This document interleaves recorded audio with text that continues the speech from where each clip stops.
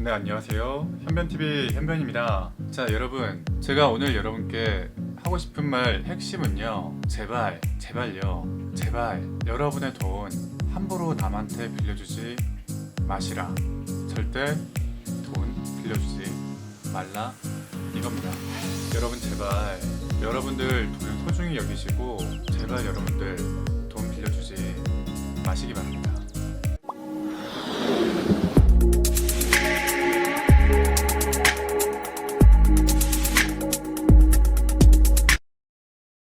여러분들, 제가 변호사가 되고 나서 가장 많이 들은 질문이 뭘까요? 내가 빌려준 이 돈 어떻게 받냐? 이 질문입니다. 액수도 다 다르고 이유도 가지각색인데 결론은 하나입니다. 이 돈 못 받았다. 어떻게 받느냐? 그겁니다. 그리고 이번에 댓글 이벤트에서도 한 분이 추천을 해주셨죠.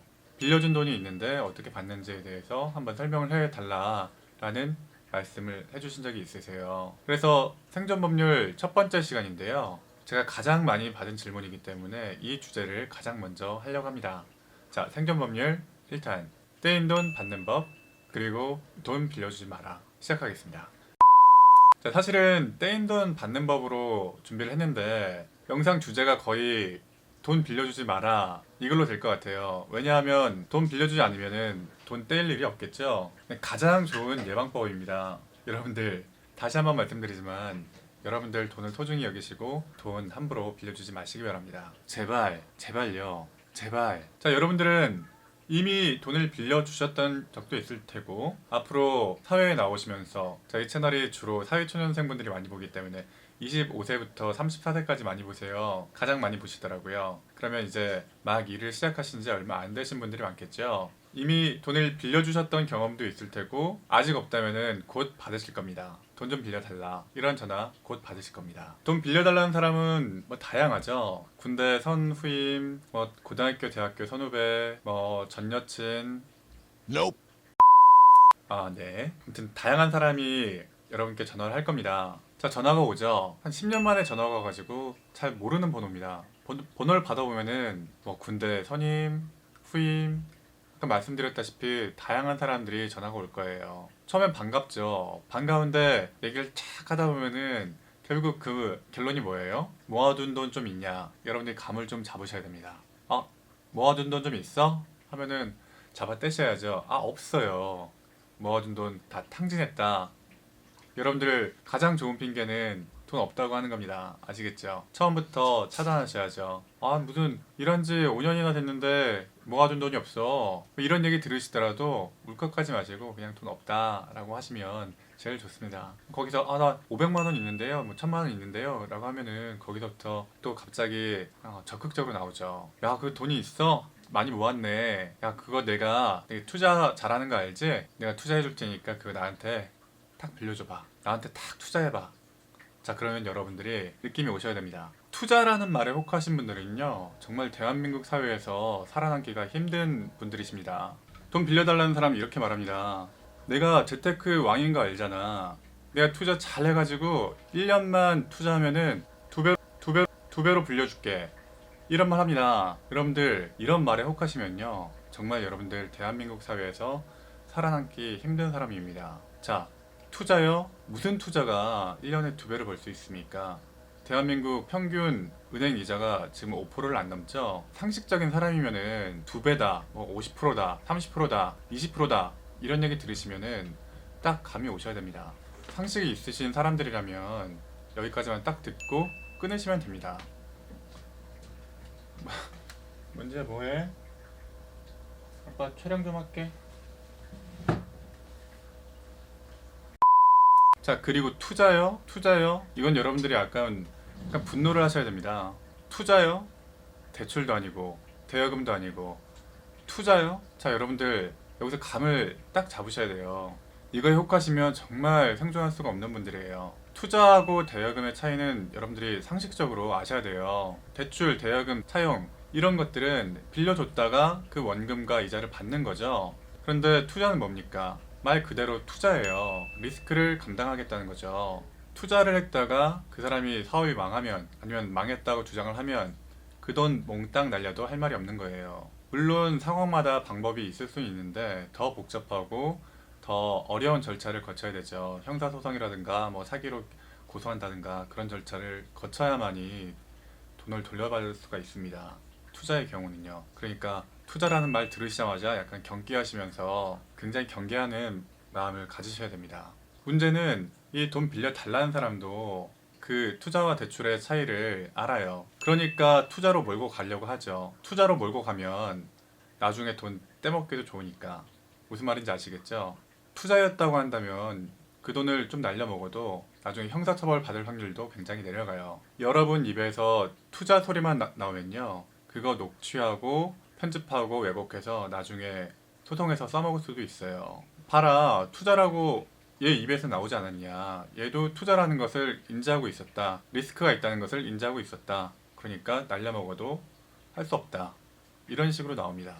실제 소송에서요. 그러니까 전화를 받았는데 어디 투자하라고 하면은 정말 경계하는 마음가짐을 가지셔야 됩니다. 자, 계속하죠. 저는 투자는 안 하겠습니다. 합니다. 아, 정말 대박인데. 그러면 모아놨다는 500만 원 나 빌려줘. 이자 많이 쳐줄게. 한 10% 쳐줄게. 은행 이자보다 훨씬 낫잖아. 이러면서 권유를 합니다. 안 된다. 이거 대학원 가려고 모아놓은 거다. 그러면 또 500만 원 빌려달라고 했다가 약간 또 깎아가지고 300만 원 빌려달라고 하죠. 그럼 300만 원만 빌려줘봐. 내년 대학원 가기 전에 꼭 갚을게. 내년 대학원 가기 전에 330만 원으로 갚을게. 딱 좋지? 지금 계좌 이체해. 알았지? 답답하네. 좋은 기회인데. 자, 이렇게 여러분은 300만 원을 떼게 됩니다. 자, 또 이런 경우도 있어요. 나는 진짜 돈이 없다 라고 잡아 뗐는데 이렇게 말해요. 그러면 너 카드 하나만 만들어봐. 휴대폰 하나만 개통해봐. 이렇게 권유를 해요. 그래서 한 휴대폰 한 서너 개 개통하게 합니다. 카드도 몇 개 만들게 합니다.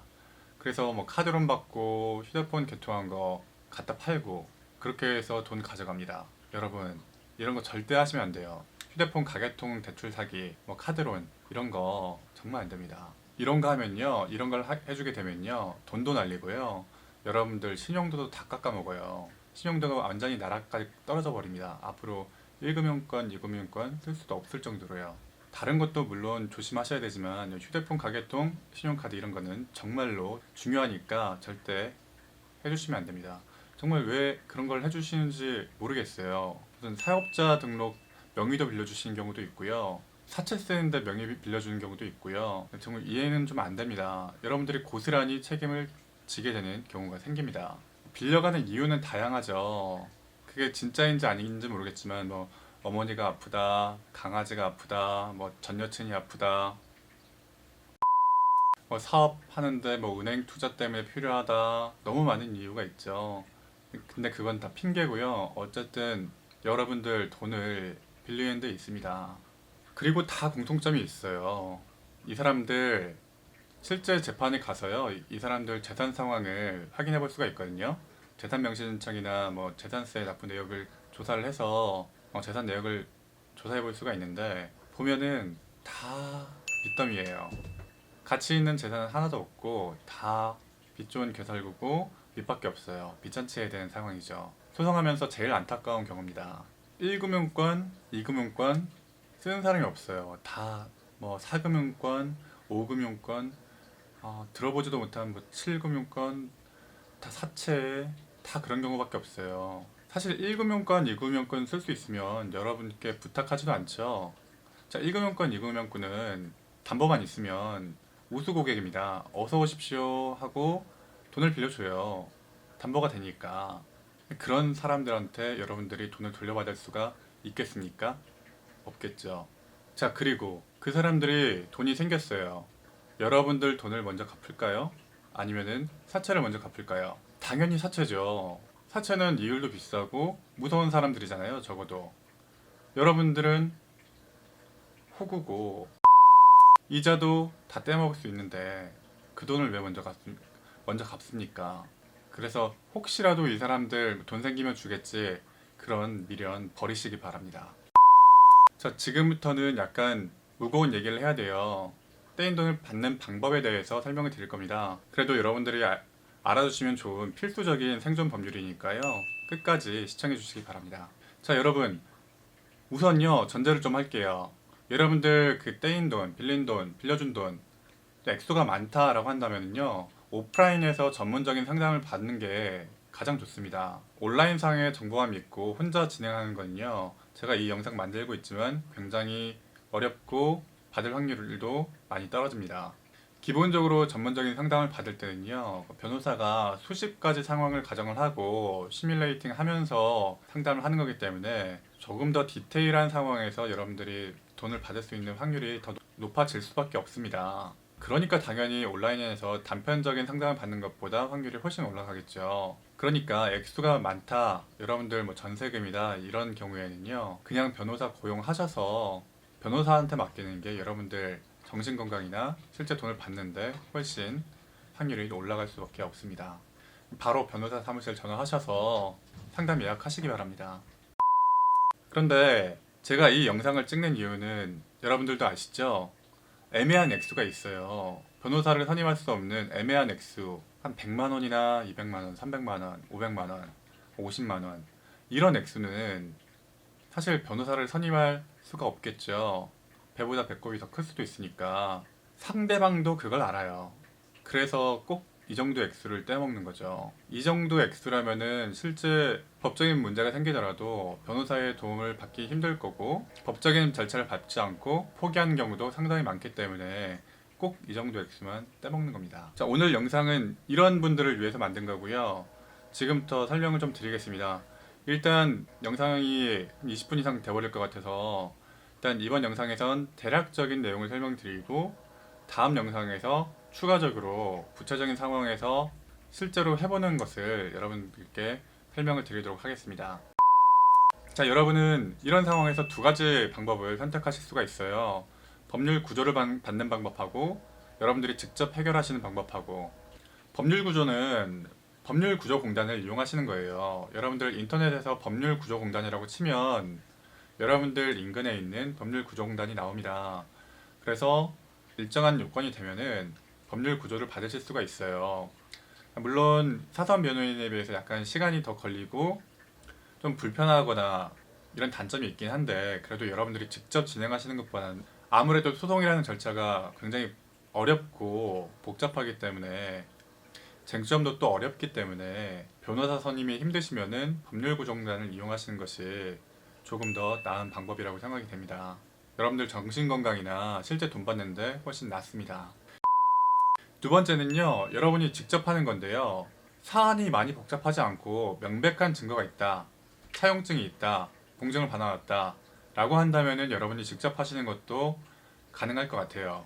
직접 하는 방법에도 두 가지 정도 방법이 있는데요, 지급명령하고 소송, 재판으로 가는 경우가 있습니다. 어차피 지급명령도 결국 상대편이 이의를 제기하게 되면 재판으로 가게 되는데, 이런 내용에 대해서는 제가 따로 영상을 만들어서 올리도록 하겠습니다. 지급명령이나 소송이나 제기하는 방법이 두 가지가 있는데요, 직접 여러분들이 법원 가서 민원서를 제출하는 경우가 있고요, 인터넷으로 또 제출할 수가 있습니다. 저는 당연히 인터넷 제출하는 것을 추천드려요. 직접 제출하는 거는요, 여러분들이 나중에 기록 보기도 힘들고 통달 확인하는 것도 힘들고 직접 가는데 시간을 너무 많이 뺏기잖아요. 인터넷으로 진행하시는 것을 추천드립니다. 이 인터넷으로 직접 소송하는 부분에 대해서는 아까 말씀드렸다시피 영상을 하나 또 따로 만들겠습니다. 그리고 하나 당부드리고 싶은 건요, 여러분들 소중한 돈이니까 쉽게 포기하지 마시라는 겁니다. 법적인 절차를 반드시 밟고 중간에 포기하지 마십시오. 판결까지 받아주시기 바랍니다. 당장 못 받는다? 그럴 수 있어요. 당장 집행할 게 없다, 상대편에 돈이 없다 라고 하더라도 판결까지 받아두셔야 됩니다. 왜냐면요, 여러분들 돈 못 받아서 괴로우셨잖아요. 상대편도 어느 정도 괴로워야 될 필요가 있겠죠. 그게 대한민국 사회이고 인생의 법칙이에요. 내가 부당하게 괴로웠다면은 그 사람도 상응하는 대가를 치르게 하는 게 정당한 분노입니다. 정당한 조치이고요. 여러분들도 상대편이 충분히 법적으로 괴롭도록 만들어줘야 되는 겁니다. 자, 일단 판결을 받아두면요, 일단 10년 동안 소멸시효가 연장이 돼요. 그리고 10년 동안은 추심할 수 있는 권리가 생깁니다. 이 판결을 근거로 추심할 수 있는 권리가 생겨요. 그래서 여러분들 약간 취미생활 느낌으로 틈틈이 생각날 때마다 추심 활동을 한번 해보는 겁니다. 그래서 10년 동안 이 사람이 재산 축적을 한 게 해놓은 게 있다면은 그거를 집행을 하는 거죠. 그 사람 명의 재산이 뭐라도 생기면 부동산, 뭐 차량 이런 거 급여 이런 게 생기면은 거기다가 추심 활동을 할 수 있게 되는 겁니다. 또 10년이 다 지나가면요, 그때쯤 돼가지고 또 재판을 걸어놓는 겁니다. 그럼 또 20년 되죠, 30년 되죠. 죽을 때까지 법의 심판을 받을 수 있도록 계속해서 끈질기게 추적을 해야 됩니다. 그러니까 여러분 절대 쉽게 포기하지 마십시오. 여러분들 힘들게 모은 돈이잖아요. 자, 그리고 이렇게 판결을 받아두면요, 형사처벌 받게 하는 것도 조금 더 수월해지세요. 이 사람이 약간은 어려운 법리가 나올 수도 있는데, 이 사람이 자력이 없는데 나중에 갚을 변제할 능력이 없는데 그럼에도 불구하고 여러분의 돈을 빌렸다, 투자할 의사가 없음에도 불구하고 투자금을 빌렸다, 투자금을 받았다 라고 한다면은 사기나 횡령 등으로 처벌받게 할 가능성도 생기게 됩니다. 그러니까 포기하지 마시고 충분히 법적 절차를 밟으시고 끝까지 추적하시기 바랍니다. 여러분은 쉽게 돈을 빌려주게 되면 이렇게 어렵고 복잡하고 무거운 스트레스 받는 절차를 거쳐야 되는 것을 이제 아셨습니다. 대한민국 사회에서 생존하기 위해서는 투자든 대출이든 쉽게 돈을 빌려주시면 안 되는 겁니다. 아셨죠? 그래도 거절하기 힘들면 어떨까요?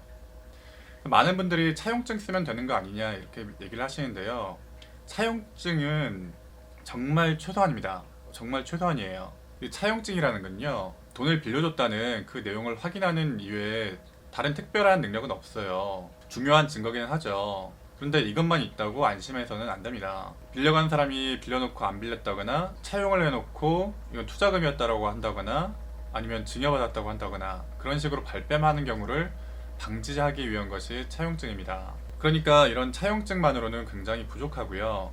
또 공증이라는 게 있습니다. 그런데 이 일반 공증은요, 보통 합의각서하고 일반 공증을 쓰죠. 일반 공증의 경우에는 차용증과 큰 차이가 없습니다. 그런데 집행력 있는 공증이라는 게 있어요. 어음공증이라든가 그런 내용이 있는데, 그런 경우에는 효력이 일반적인 차용증이나 일반 공증에 비해서 상당히 세죠. 이 집행력 있는 공증이라는 것은 집행력이 있기 때문에 나중에 재판을 하지 않고도 이 여러분들의 돈을 집행할 수 있는 권한을 갖게 되는 겁니다. 그래서 차용증이든 일반 공증이든 결국 재판을 가야 되는데, 이 집행력이 있는 공증의 경우에는 재판 절차를 안 거쳐도 되니까 효력 자체가 굉장히 센 거죠. 그렇다고 해도 집행할 수 있는 재산이 없으면 어차피 당장은 돈을 못 받는 거니까 또 안심하시면 안 됩니다. 제일 좋은 건 담보를 받아 놓는 겁니다.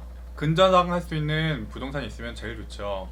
근데 여러분들께 돈을 빌리는 그런 사람이 근저당할 수 있는 부동산이 없을 확률이 굉장히 크겠죠. 아까도 말씀드렸지만은 담보할 수 있는 부동산이 있으면요, 은행에서 오수고기 됩니다. 어서 오십시오 하고 돈 빌려주는 거죠. 만약에 부동산이 있다고 하더라도 2순위, 3순위 덕지덕지 붙어 있을 거예요. 그러면 부동산으로 좀 힘들면 현물로라도 담보를 받아야죠. 뭐 오토바이나 뭐 자동차는 조금 복잡한 문제가 또 있어요. 나중에 그 사람이 터무니없이 또 문제 삼을 수가 있거든요. 자동차는 조금 문제가 있고, 뭐 노트북이나 하다못해 노트북이나 뭐 맥북, 핸드폰 이런 거라도 받아 두셔야 나중에 문제가 생기더라도 좀 리스크가 덜하겠죠. 이런 걸 제공하라, 담보를 제공해라, 아니면은 집행력 있는 공증이라도 하자 라고 했는데 상대편이 거절하면요, 이거는 정말 돌아볼 필요가 없는 겁니다. 차단하세요. 인생에 더 이상 보지 않아도 되는 사람입니다. 더 볼 게 없는 겁니다. 사회는 기브앤테이크가 기본인데 나의 돈을 빌려가려면은 상응하는 뭔가를 줘야 되겠죠. 이런 최소한의 것조차 안 한다고 한다면요, 여러분들 더 이상 돌아볼 필요가 없는 사람인 겁니다. 자, 여러분들 오늘 생존법률 첫 번째 시간, 떼인 돈 받는 법하고 돈 빌려주지 마라, 이 주제를 가지고 얘기를 드렸는데요. 재미있으셨나요? 주제 특성상 약간 무거워질 수 있는 주제인데 그래도 이 정도는 아셔야 대한민국에서 살아남으실 수가 있습니다. 만약에 이 영상이 반응이 좀 좋으면 다음 영상에선 좀 심화 과정으로 아까 말씀드렸다시피 혼자 진행하는 소송에 대해서 조금 더 설명을 드리도록 하겠습니다. 구독과 좋아요 한 번씩 눌러주시기 바랍니다. 현변TV 생존법률은요, 여러분들이 대한민국에서 살아남기 위해서 꼭 필요한 정보만을 모아서 계속해서 전달해 드리겠습니다. 자, 현변TV 현변이었습니다. 다음 영상에서 만나겠습니다.